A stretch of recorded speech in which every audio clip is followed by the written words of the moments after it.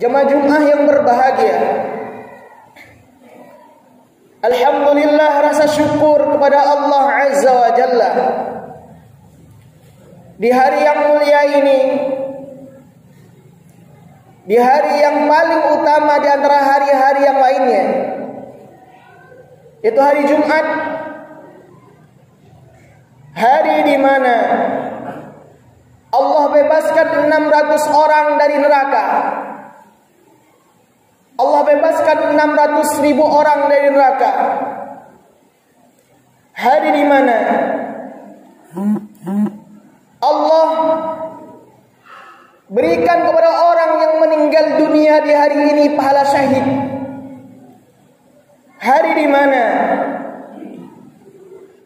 Allah selamatkan, bebaskan seseorang dari fitnah kubur. Itu pertanyaan mungkar dan nakir. Hari di mana Allah Subhanahu wa taala ampuni segala dosa orang-orang yang berselawat kepada Nabi Muhammad sallallahu alaihi wasallam. Sebagaimana Rasulullah sallallahu alaihi wasallam bersabda dalam hadisnya yang khatib kutip dalam kitab Tanqihul Qaul fi Syarhil Wadil Hadis halaman 16. Man shalla alayya fi kulli jum'atin 40 marratan. Barang siapa yang berselawat kepadaku, kata Nabi, pada setiap Jumat 40 kali, mahallahu dzunubahu kullah, Allah ampuni dosa-dosanya seluruhnya. Berselawat hari ini 40 kali, mendapatkan pahala dengan Allah ampuni dosa-dosa kita. Hari di mana hari ini adalah hari Allah bebaskan 600.000 orang dari neraka. Allah berikan pahala syahid kepada orang yang meninggal hari ini. Allah berikan kemudahan, kebebasan seseorang ketika menghadapi pertanyaan mungkar dan nakir, yaitu fitnah kubur. Demikianlah dijelaskan oleh Syekh Nawawi Al-Jawi Al-Bantani dalam kitabnya Nihayatul Zaid.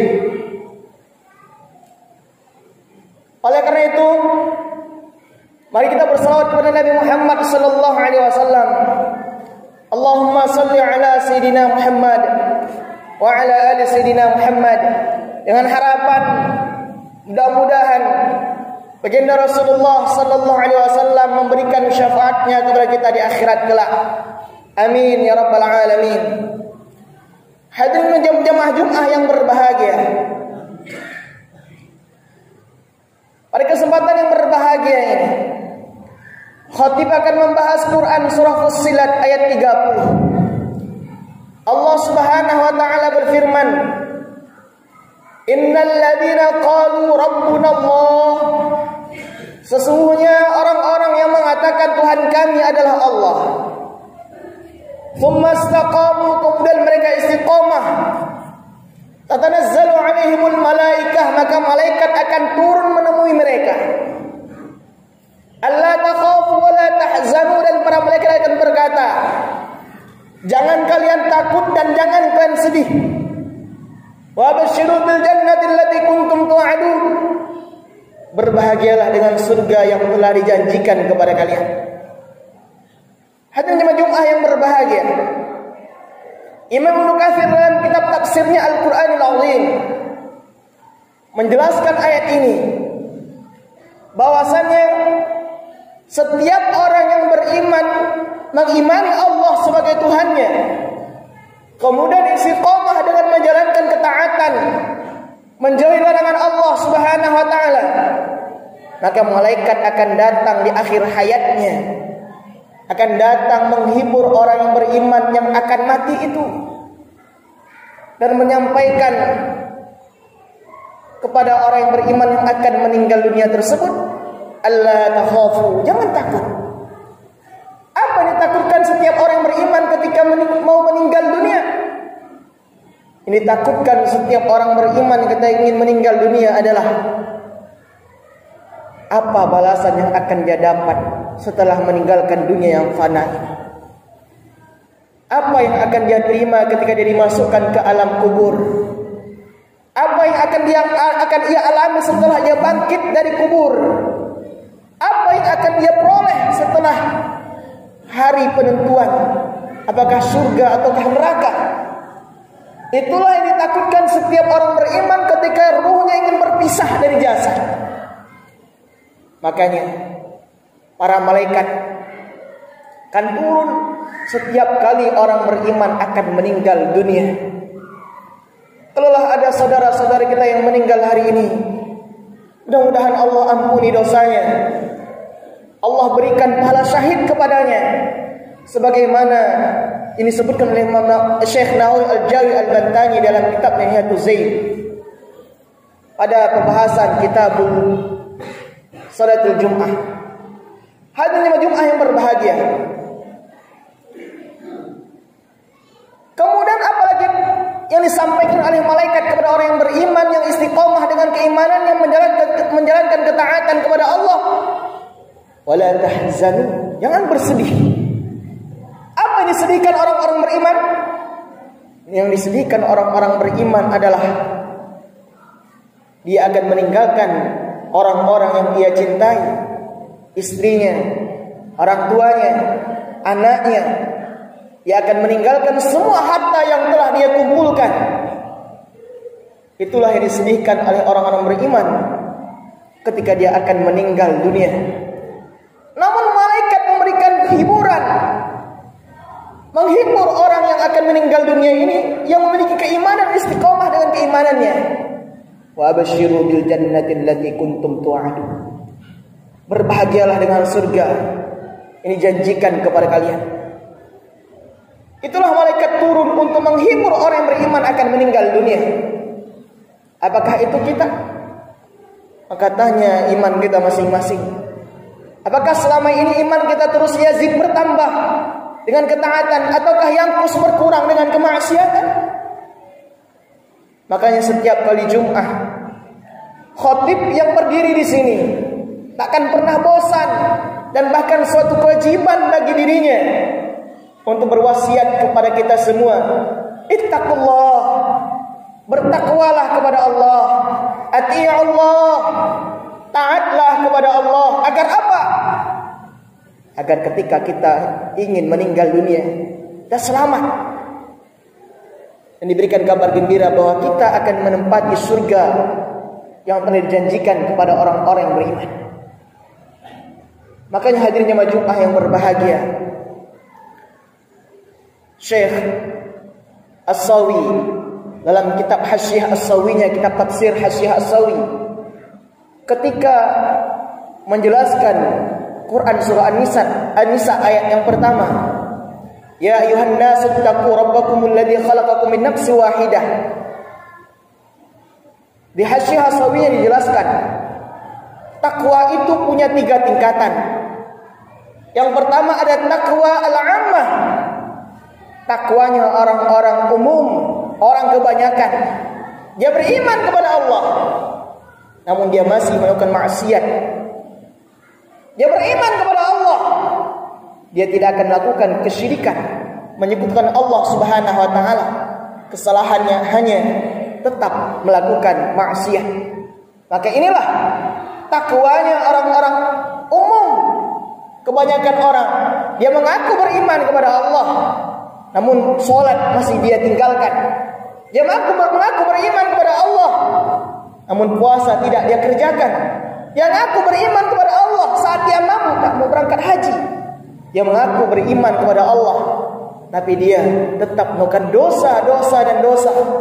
Maka ini adalah takwa, tingkatan takwa yang terendah. At-taqwa al-ammah, takwanya kebanyakan orang.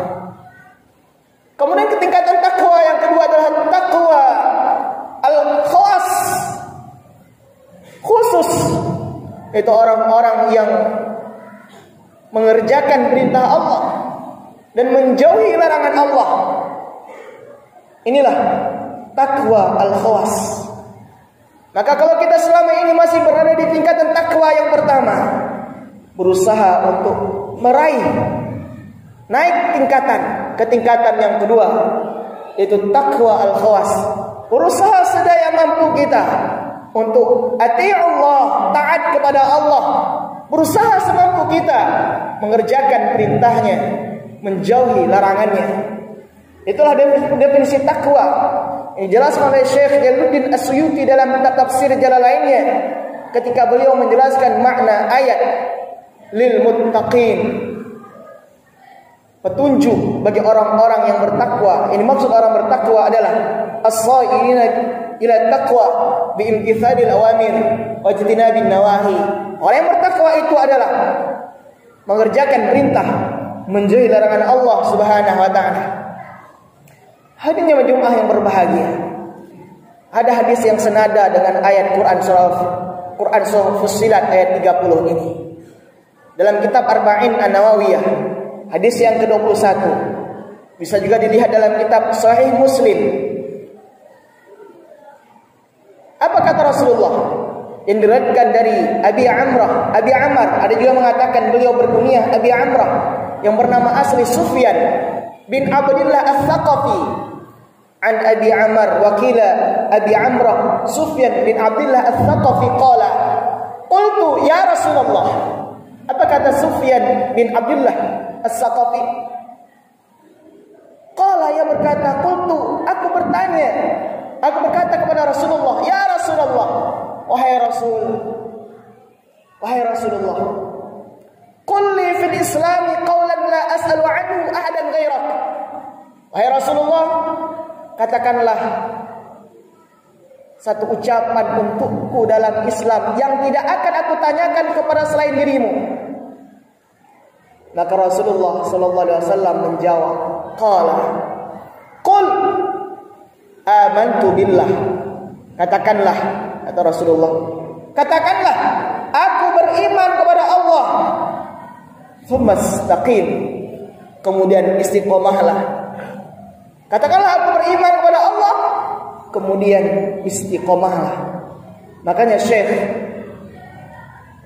Ahmad Al-Hijazi Al-Fasani dalam kitabnya Majalis Saniyah ketika mensyarahkan hadis ini menjelaskan bahwasannya istiqomah itu lebih baik daripada 1000 karomah. Para sahabat mereka lebih mementingkan istiqomah dalam ketaatan daripada mengharapkan karomah. Maka mereka lebih fokus dan khusyuk dalam beribadah daripada mengharap kelebihan dari Allah Subhanahu wa taala. Hadirin jemaah yang berbahagia, maka karena istiqomah ini sulit, maka dia lebih baik daripada karomah. Allah berikan karomah, keramat kepada para walinya, namun ada yang lebih baik daripada itu. Istiqomah seorang hamba dalam menjalankan ketaatan kepada Allah itu melebihi dari segala-galanya. Hadirin jemaah yang berbahagia, makanya Rasulullah berpesan kepada Sufyan bin Abdullah As-Saqafi, katakanlah aku beriman kepada Allah, kemudian istiqomahlah. Bagaimana caranya agar kita istiqomah? Tentu kita takkan mampu istiqomah tanpa pertolongan dari Allah Subhanahu wa taala. Makanya salah seorang tabi'in, Hasan Al-Basri, senantiasa membaca doa dalam doanya. Yang ini juga khatib kutip dalam kitab tafsir Al-Quran Al-Azim. Ini tulis oleh Imam Ibn Kathir, Abu Fida Ismail bin Kathir. Allahumma anta rabbuna warzuqna al-istiqamah. Ya Allah, engkaulah Tuhan kami, anugerahilah kami istiqamah. Allahumma anta rabbuna warzuqna al-istiqamah. Ya Allah, engkaulah Tuhan kami dan anugerahilah kami istiqamah.